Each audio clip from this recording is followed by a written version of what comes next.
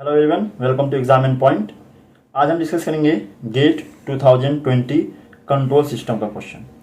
Part 1 में पहले discuss कर चुका हूँ, अपलोड कर चुका हूँ। अगर आपने नहीं देखा है तो आप देख सकते हैं।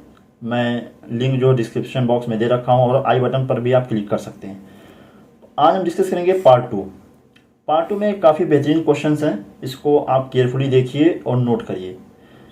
बिना टाइम वेस्ट किए स्टार्ट करते हैं पहले क्वेश्चन से। पहला क्वेश्चन रीड करते हैं। पहला क्वेश्चन में क्या कह रहा है? The characteristic equation of a system is, एक कैरेक्टरिस्टिक इक्वेशन दे रखा है किसी सिस्टम का, और आगे क्या कह रहा है? इन द रूट लोकस की बात कर रहा है, root locus plot for the given system as K varies from 0 to infinity the break away और break in point within. ठीक है, हमें कुछ रेंज दे रखा है और पूछ रहा है किस रेंज में हमारा ब्रेक अवे या ब्रेकिंग पॉइंट लाई करेगा। ठीक है, आप क्लियरली जानते होंगे कि ब्रेक अवे और ब्रेकिंग पॉइंट निकालने का तरीका क्या होता है कि अगर हमें QS पता हो तो QS से हम क्या करते हैं, सारे टर्म को K के फॉर्म में लिखते हैं, सारे टर्म को K के फॉर्म में लिखते हैं और वहाँ से क्या करते हैं हम DK अपॉन DS फाइंड करके इक्वल टू 0 करते हैं। ठीक है, और यहाँ से फिर क्या कैलकुलेट करते हैं, S की वैल्यू। जो S की वैल्यू आती है वही हमारा ब्रेक अवे पॉइंट और ब्रेकिंग पॉइंट होता है। ठीक है, ये मेथड जो है हमें एग्जैक्ट वैल्यू देता है, एक स्पेसिफिक वैल्यू देता है कि हाँ यही ब्रेक अवे या ब्रेकिंग पॉइंट की वैल्यू है। बट हमें यहाँ ऑप्शन में देखिए क्या दे रखा है, हमें रेंज दे रखा है, यानी कि हमें एग्जैक्ट वैल्यू कैलकुलेट करने की ज़रूरत नहीं है। फिर हम कैसे प्रोसीड करेंगे इस क्वेश्चन को? इस क्वेश्चन को प्रोसीड करने के लिए सबसे आसान तरीका ये होगा कि हम यहाँ देखें कि हमारा रूट लोकस कहाँ एग्जिस्ट करेगा, कहाँ नहीं। क्योंकि हम जानते हैं कि रूट लोकस रियल एक्सिस पे हर जगह एग्जिस्ट नहीं करता है। हमारे राइट साइड में पोल +0 की काउंट हमेशा ऑड नंबर होना चाहिए। ठीक है, अगर आपको अभी समझ में नहीं आ रहा है तो मैं आपको करके दिखाता हूँ, सब कुछ समझ में आएगा। बट हमें स्मार्टली प्रोसीड करना है। यहाँ पर हमें कोई स्पेसिफिक वैल्यू निकालने की ज़रूरत नहीं है, वो टाइम कंज्यूमिंग है। हम यहाँ पर क्या करेंगे, अपना रेंज निकालेंगे, एग्जिस्टेंस देखेंगे रूट लोकस का और वहाँ से अपना रेंज फाइंड करेंगे। चलिए स्टार्ट करते हैं। ये हमारा कैरेक्टरिस्टिक इक्वेशन है। हम जानते हैं कि रूट लोकस प्लॉट ड्रॉ करने के लिए हमें ओपन लूप ट्रांसफर फंक्शन की ज़रूरत होती है, यानी G/H की वैल्यू हमें चाहिए। बट हमें क्या दे रखा है, कैरेक्टरिस्टिक इक्वेशन। तो यहाँ से पहले हमें फाइंड करना होगा ओपन लूप ट्रांसफर फंक्शन। वो कैसे फाइंड करेंगे?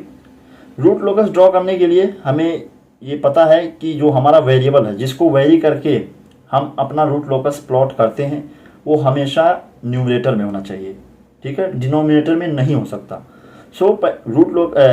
Open loop transfer function find करते हुए ये हमें क्लियर करना होगा कि ये जितने के टर्म्स हैं ये न्यूमरेटर में जाना चाहिए। ठीक है, तो चलिए देखते हैं ये कैसे करना है। मैं आपको स्टेप बाय स्टेप करके दिखाता हूँ ताकि किसी भी तरीके की कन्फ्यूज़न ना रहे।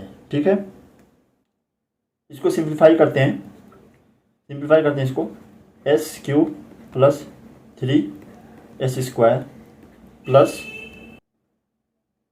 KS + 2S + 3K equal to 0। Step by step मैं बता रहा हूँ, ये सब आप कर सकते हैं, फिर भी मैं बता रहा हूँ। ठीक है, इसको और हम क्या करेंगे, सारे K के टर्म को एक साथ करेंगे क्योंकि हमें उसे न्यूमरेटर में भेजना है, तो एक साथ करेंगे तभी उसको भेज सकेंगे। तो इसको और सिंप्लीफाई करते हैं, S³ + 3S² + 2S +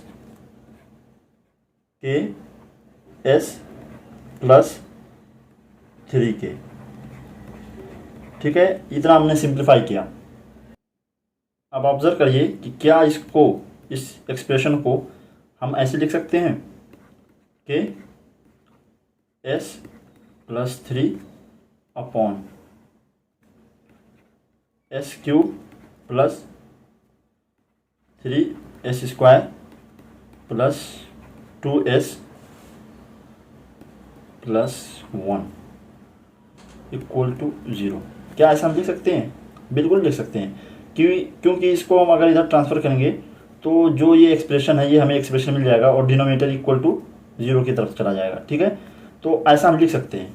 और आप देखिए कि यही हमारा जो है ओपन लूप ट्रांसफ़र फंक्शन है, यही है। क्योंकि हमारा क्यू एस क्या होता है, क्यू एस हमारा यही होता है 1 plus ji H.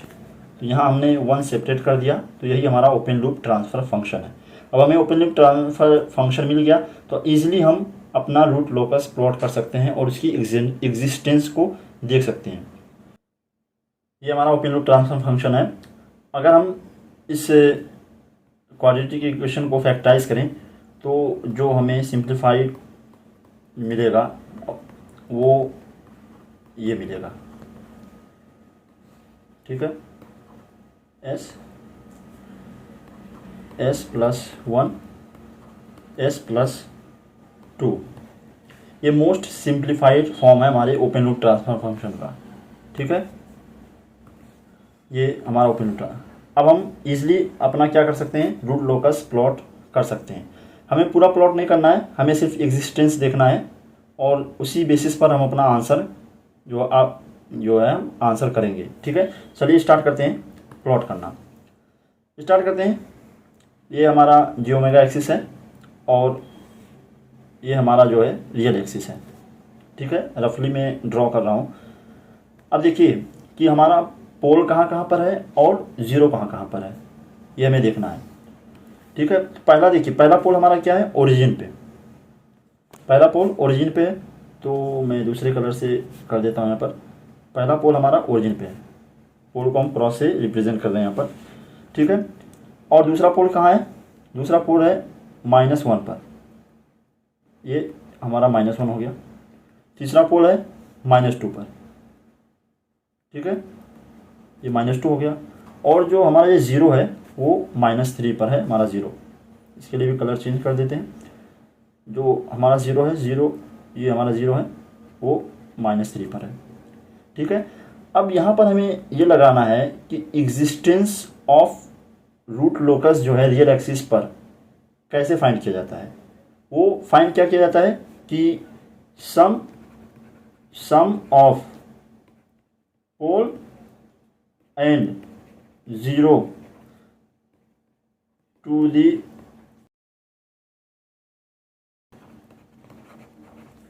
Must be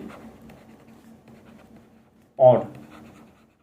मतलब कि हम किसी भी रीजन में कहीं भी अगर हम देखें अपने राइट साइड में, तो पोल प्लस ज़ीरो का जो काउंट है वो हमेशा ऑड होना चाहिए। अगर ऑड है तो उस रेंज में जो है एग्जिस्ट करेगा हमारा रूट लोकस, अगर इवन है तो एग्जिस्ट नहीं करेगा, ठीक है। तो चलिए देखते हैं कि कहाँ पर एग्जिस्ट कर रहा है और कहाँ पर नहीं। अगर हम यहाँ बात करें तो इससे इस पॉइंट के राइट साइड में आप देखिए तो ना ही कोई पोल है ना ही कोई ज़ीरो है, यानी ओवरऑल दोनों का सम ज़ीरो के इक्वल है और ज़ीरो एक इवन नंबर में काउंट होता है। इसका मतलब हमारा रूट लोकस यहाँ पर एग्जिस्ट नहीं करेगा, ठीक है। अब इस रीजन की बात करें अगर हम, इस रीजन में देखिए हमारे राइट साइड में एक पोल है, ज़ीरो एक भी नहीं है, एक पोल है, यानी कि टोटल सम क्या आ रहा है 1, और 1 एक ऑड नंबर है। इसका मतलब इस रीजन में हमारा रूट लोकस एग्जिस्ट करेगा, ठीक है। इस रीजन में थोड़ा मैं थिक कर देता हूँ, इस रीजन में हमारा रूट लोकस एग्जिस्ट करेगा, ये वाला ग्रीन पार्ट, ठीक है। अब आगे देखते हैं कहाँ एग्जिस्ट करेगा। दूसरा, अगर हम इस रीजन में देखें तो इस रीजन में हमारे राइट साइड में 2 पोल है जो कि एक इवन नंबर है। इसका मतलब इस रीजन में एग्जिस्ट नहीं करेगा, ठीक है। अब यहाँ देखिए, अगर यहाँ देखते हैं तो यहाँ पर भी राइट साइड में हमारे पास 3 पोल है जो कि ऑड नंबर है। इसका मतलब इस रीजन में हमारा रूट लोकस एग्जिस्ट करेगा, ठीक है। और यहाँ से अगर हम देखेंगे तो पोल प्लस 0 4 है जो कि इवन नंबर है, ठीक है, यहाँ पर एग्जिस्ट नहीं करेगा। इतनी ही इन्फॉर्मेशन हमारे क्वेश्चन के लिए काफ़ी है। देखिए ब्रेक अवे पॉइंट कहाँ लाई करता है, कहाँ जो है रोल में आता है ब्रेक अवे पॉइंट। जब 2 पोल एक साथ हों और उसके बीच में कहीं ज़ीरो ना हो तो वहाँ पर ब्रेक अवे पॉइंट का रोल आता है। वो ऐसा क्यों? क्योंकि जब हम जानते हैं कि अगर हमारा सिंपल पोल है, जानते हैं कि अगर हमारा सिंपल पोल है तो उसका डिपार्चर जो है या तो 0 डिग्री से होगा या तो 180 डिग्री से। अब इस पोल की बात करें तो इधर से क्या होगा 0 डिग्री, और अगर इस पोल की बात करें तो 180 डिग्री।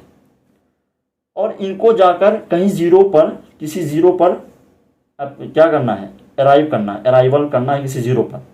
बट इस रीजन में कहीं पर भी ज़ीरो नहीं है, इसका मतलब यहाँ ब्रेक अवे पॉइंट होना चाहिए, यहाँ ब्रेक अवे पॉइंट आएगा ही आएगा। सो यहाँ से आइडिया हमें ये लगा कि जो हमारा ब्रेक अवे पॉइंट आएगा वो इस रीजन में आएगा, इस रीजन में, ठीक है। ब्रेक अवे पॉइंट यहीं पर आएगा। सो अगर हम ऑप्शन में, तो रेंज क्या है, इसका रेंज क्या है, इसका रेंज देखें तो -1 to 0, ब्रेक अवे पॉइंट यहीं पर ही एग्जिस्ट करेगा। और इस जीरो के लिए क्या है, इस जीरो के लिए यहाँ से पोल से डिपार्ट करेगा और यहाँ पर अराइव हो जाएगा। और यहाँ से जो ब्रेक अवे पॉइंट आएगा ये कहीं इन्फिनिटी पर जाकर ज़ीरो से मिलेगा, जो कि यहाँ पर दिखेगा नहीं हमें, इन्फिनिटी पर कहीं ज़ीरो है, और यहाँ से जो डिपार्ट करेगा वो जाकर वहाँ पर मैच करेगा। सो मैं ये इतना एक्स्ट्रा बता रहा हूँ, हमारा जो रोल यहीं तक था कि एग्जिस्ट यहाँ कर रहा है हमारा ब्रेक अवे पॉइंट, क्योंकि यहाँ पर 2 कंसेक्यूटिव पोल हैं, तो ब्रेक अवे पॉइंट इसी रेंज में एग्जिस्ट करेगा। सो हमारा यही ऑप्शन आएगा, सही ऑप्शन। देख लेते हैं क्वेश्चन में कौन सा ऑप्शन है। ऑप्शन डी ऑप्शन जो है करेक्ट ऑप्शन है। सो इसको मैं पूरी तरीके से काफ़ी इजी वे में समझाने की कोशिश किया मैंने। आप एग्जैक्ट पॉइंट भी, जो एग्जैक्ट लोकेशन भी फाइंड कर सकते हैं कि इस रेंज में किस पॉइंट पर हमारा ब्रेक अवे पॉइंट आएगा, वो आप dk/ds = 0 वाले मेथड से फाइंड कर सकते हैं। बट यहाँ उसकी कोई रिक्वायरमेंट नहीं है। सो पहले क्वेश्चन में बस इतना ही। आई होप काफ़ी अच्छा लगा होगा, मैंने पूरी कोशिश की अपनी तरीके से एक्सप्लेन करने की, ठीक है। अब मूव करते हैं हम सेकंड क्वेश्चन पर। मगर सेकंड क्वेश्चन पर मूव करने से पहले मैं आपको बता दूं कि ये मेरा चैनल है एग्जाम एंड पॉइंट, और मैं इसमें गेट और ES previous year question discuss कर रहा हूँ अभी, और भी बहुत सारे कॉन्सेप्चुअल क्वेश्चन डिस्कस करने की कोशिश कर रहा हूँ, ठीक है। और फ्यूचर में भी बहुत सारी चीज़ें डिस्कस करूँगा, आप लोगों की पूरी हेल्प करने की कोशिश करूँगा और अपना पूरा एफर्ट लगाने की कोशिश करूँगा। आप मेरे चैनल को विजिट करिए, अच्छा लगे तो आप सब्सक्राइब करिए और लाइक करिए और अपने दोस्तों के साथ शेयर भी करिए। अब हम मूव करते हैं सेकेंड क्वेश्चन की तरफ। सेकेंड क्वेश्चन काफ़ी बेहतरीन क्वेश्चन है और इम्पोर्टेंट टॉपिक से बिलोंग करता है, तो इसे काफ़ी केयरफुली देखिएगा। स्टार्ट करते हैं। कह रहा है consider the following close loop control system. हमें ये कंट्रोल सिस्टम दे रखा है, कोई क्लोज लूप। यहाँ CS दे रखा है, ठीक है, CS की वैल्यू हमें यहाँ पर दे रखा है, और यहाँ पर GS दे रखा है और GS की वैल्यू यहाँ पर दे रखा है।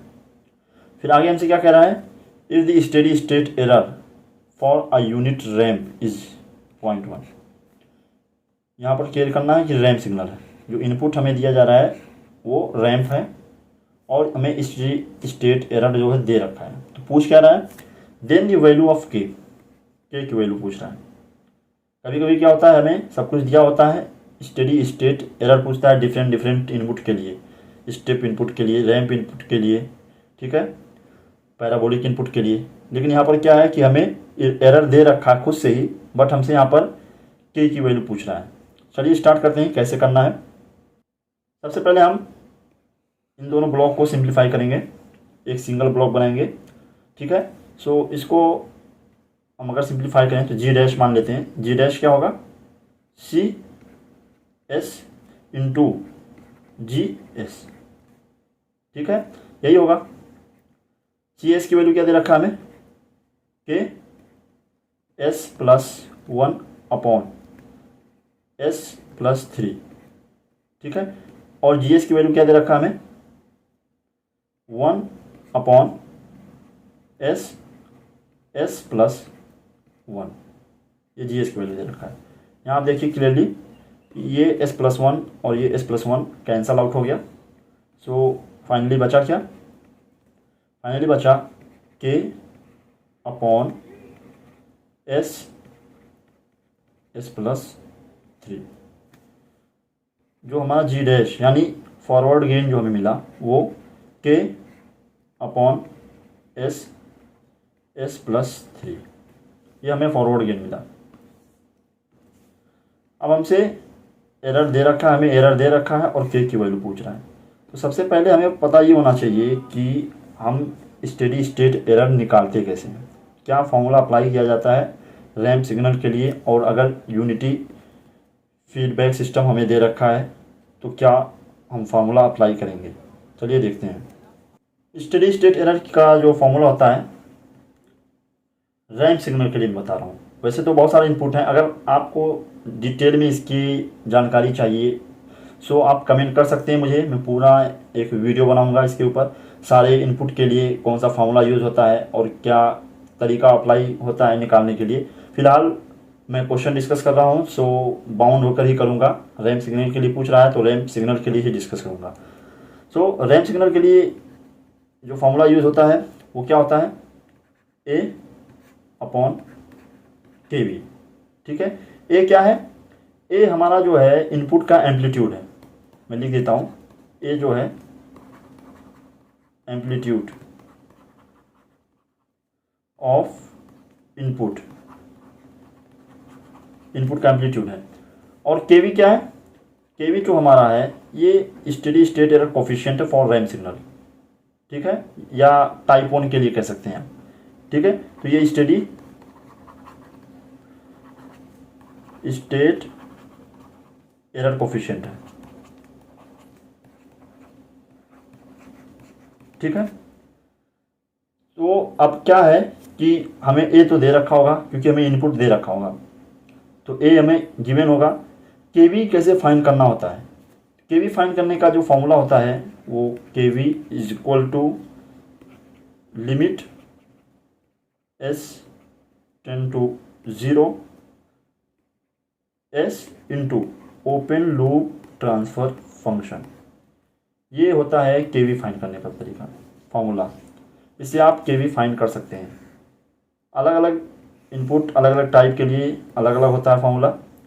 अगर आपको डिटेल में चाहिए इसके बारे में तो आप कमेंट करके जो है डिमांड कर सकते हैं। सो ये के वी का फॉर्मूला है। ठीक है, हम open loop transfer function find कर चुके हैं।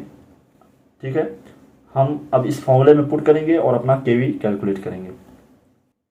हमने देखा कि हमारा फॉरवर्ड गेन जो है ये हमें मिला था, और अगर इससे हम open loop transfer function find करें जी एच, और यहाँ पर हमने देखा कि ये यूनिटी फीडबैक सिस्टम है, सो इससे कोई फ़र्क नहीं पड़ने वाला है, ये दोनों सेम ही रहेगा।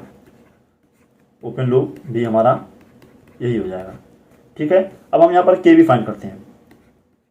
के वी क्या है, K V limit S tend to 0 S into open loop transfer function, ये हमारा ओपन लूप है। ठीक है, इसको यहाँ पर कर देते हैं एस प्लस 3। ठीक है, अब देखिए यहाँ से एस कैंसल आउट हो गया, और अब एस इक्वल टू 0 हम एस की जगह पर पुट करेंगे। पुट करने के बाद हमें जो मिलेगा वो के अपॉन 3, यानी के वी की जो वैल्यू हमें मिली, यहाँ पर 0 इसको पुट कर रहे हैं, यहाँ पर एस को 0 पुट कर रहे हैं। ठीक है, तो क्या हो जाएगा के वी अपॉन 3। ठीक है, तो जो हमारा के वी हो गया, के वी वो के अपॉन 3 के इक्वल हो गया। ठीक है, अभी भी हमारे पास दो अननोन है, एक के वी और के। तो देखिए के वी कहाँ से हम फाइंड कर सकते हैं, क्योंकि हमें फाइनली के की वैल्यू फाइंड करना है, इसलिए हमें के वी कहीं ना कहीं से फाइंड करना पड़ेगा। वो हेल्प करेगा हमारा जो गिवन है स्टेडी स्टेट एरर 0.1। आप क्वेश्चन में देखिए, यहाँ पर क्वेश्चन में हमें 0.1 स्टेडी स्टेट एरर दे रखा है और यूनिट रैंप है, यानी कि रैंप सिग्नल जो दे रखा है उसका एम्पलीट्यूड या मैग्नीट्यूड 1 है, एम्पलीट्यूड 1 है। तो यहाँ पर ए की वैल्यू जो है, ए की वैल्यू 1 हो जाएगा, और के वी फाइंड करना, और ई एस एस हमें 0.1 दे रखा है। ठीक है, तो फाइंड करते हैं, क्या है ई एस एस का वैल्यू हमें क्या दे रखा है 0.1, ए की वैल्यू 1 है, के वी यहाँ से हमें पता चला कि के वी 10 के इक्वल है, के वी की वैल्यू 10 है। अब इस के वी की वैल्यू आप क्या करिए, इसमें पुट कर दीजिए। जब इसमें पुट करेंगे 10 इज इक्वल टू के अपॉन 3, और यहाँ से के की वैल्यू हमें मिला क्या 30। ठीक है, तो ये इजी क्वेश्चन था, बट अगर आपको ये सारा कॉन्सेप्ट पता हो कि केवी क्या होता है, केवी फाइंड करने का तरीका क्या है, सब कुछ अगर पता है तो एक इजी क्वेश्चन है। मैं आपको समझाया है तो इतना टाइम लगा, लेकिन अगर आप खुद से करते तो ये 1 मिनट में ये क्वेश्चन हो जाना चाहिए, क्योंकि ये ज़्यादा लेंथी क्वेश्चन नहीं है, सिंपल है, बस आपका कॉन्सेप्ट क्लियर होना चाहिए।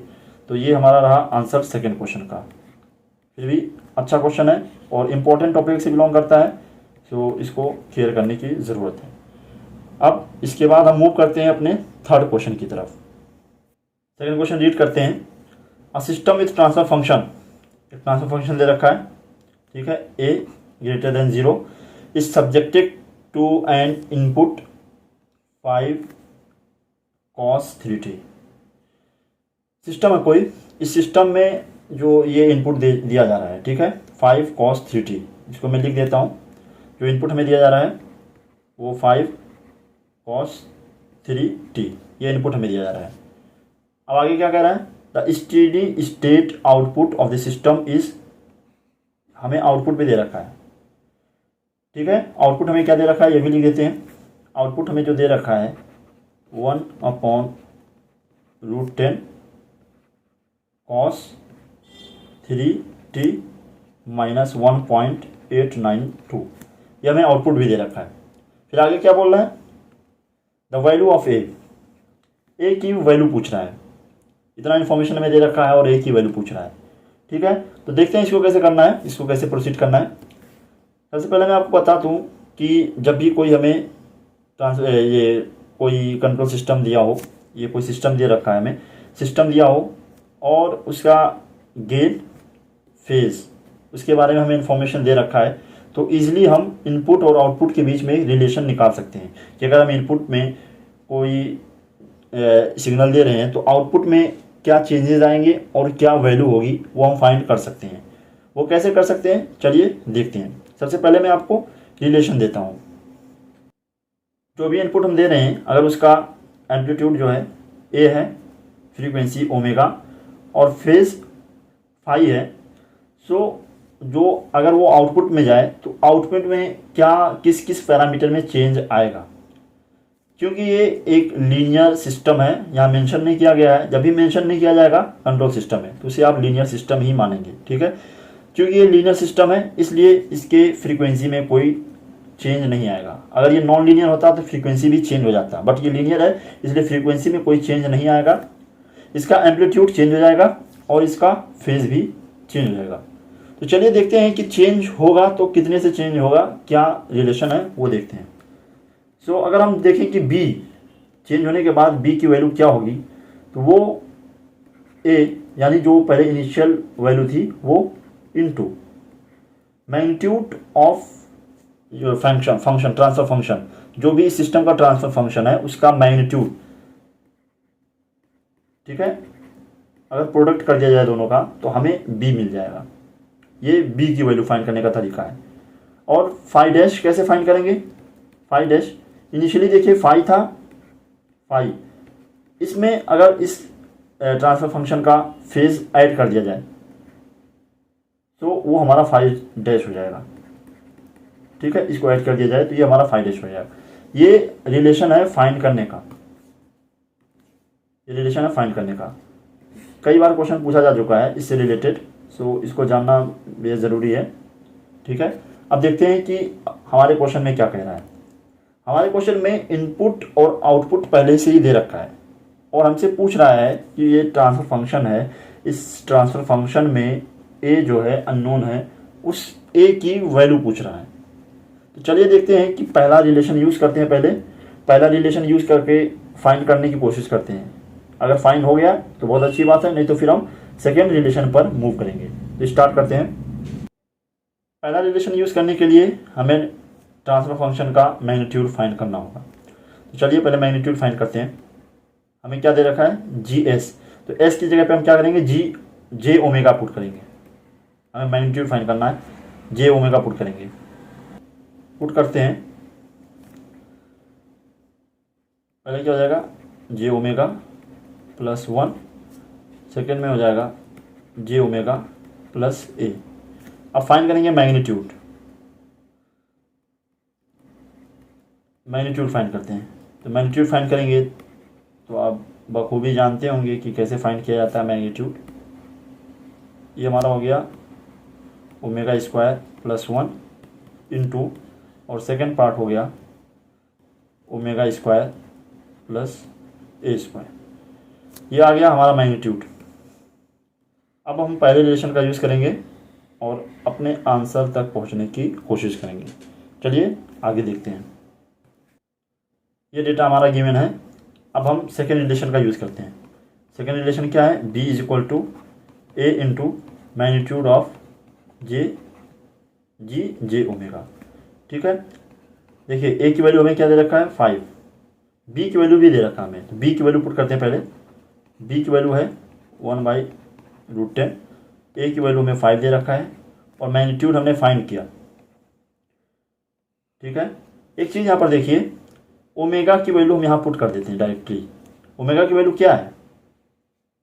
ओमेगा की वैल्यू क्या है यहाँ पर देखिए आप क्वेश्चन में, ओमेगा हमें हर जगह दे रखा है। यहाँ पर देखिए ओमेगा दे रखा है 3, ओमेगा यहाँ पर भी 3, क्योंकि लीनियर है, फ्रीक्वेंसी चेंज नहीं हो रहा है। तो ओमेगा की वैल्यू 3 डायरेक्टली हम पुट कर दे रहे हैं। तो यहाँ पर ओमेगा स्क्वायर यानी कि ये जो हो जाएगा 9 हो जाएगा प्लस 1 इंटू, यहाँ पर ओमेगा 9 हो जाएगा, यहाँ पर भी प्लस ए स्क्वायर।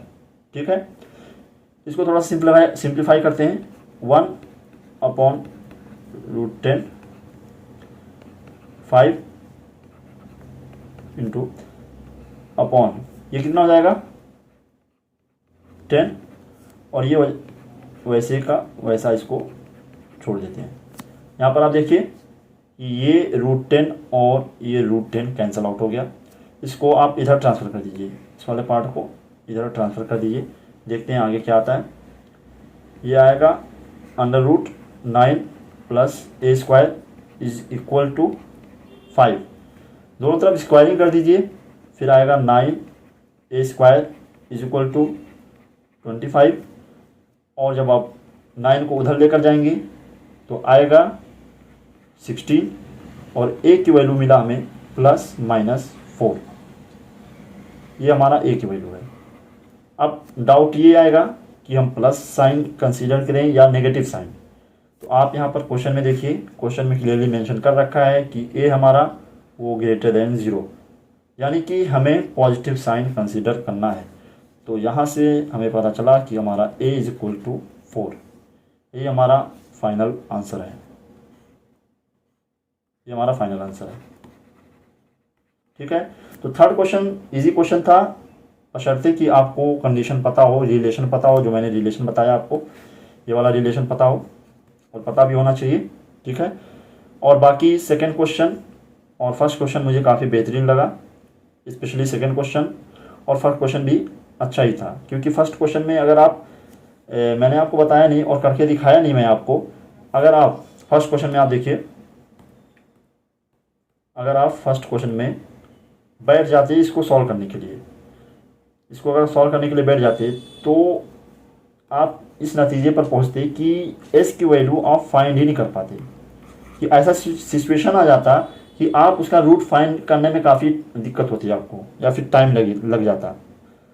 इसीलिए हमें यहाँ पर रेंज दे रखा है, कुछ इस तरह से यहाँ क्वेश्चन में था। ठीक है, कुछ इस तरह से था कि आप जो स्टक कर जाते अगर उस मेथड से फाइंड करते, इसलिए हमें रेंज दे रखा है। तो आपको उस मेथड से प्रोसीड करना ही नहीं था, आपको बस यहाँ पर रेंज देखते हुए आपको एग्जिस्टेंस देखना था रूट लोकस का। तो आई होप मैं पूरी कोशिश किया आप लोगों को समझाने का, पूरा इन्फॉर्मेशन देने का। अगर आपको ये पूरा वीडियो पसंद आया हो तो लाइक करिए, अपने दोस्तों के साथ शेयर भी करिए, और जुड़े रहिए आगे के क्वेश्चन देखने के लिए, आगे के डाउट क्लियर करने के लिए। Thank you very much. और हाँ, एक चीज़ मैं भूल रहा था, आपको मैं एक बात और बता दूँ, ये मेरा टेलीग्राम जो है ग्रुप है, आप इसको ज्वाइन कर सकते हैं और अपने क्वेरी और अपने डाउट्स जो है इस पर भेज सकते हैं। मैं पूरी कोशिश करूँगा इसको जो हैंडल करने की, इसको क्लियर करने की। ठीक है, और इंस्टाग्राम आईडी भी है मेरा, लिंक है आपको डिस्क्रिप्शन बॉक्स में, लिंक मिल जाएगा, आप फॉलो करिए इंस्टाग्राम पर भी, मैं वहाँ पर भी क्वेश्चन भेजता रहता हूँ। और किसी भी तरीके की अगर आपको हेल्प की ज़रूरत हो तो आप मुझे बिल्कुल याद कर सकते हैं। ठीक है, अब मिलेंगे नए वीडियो के साथ। Thank you very much.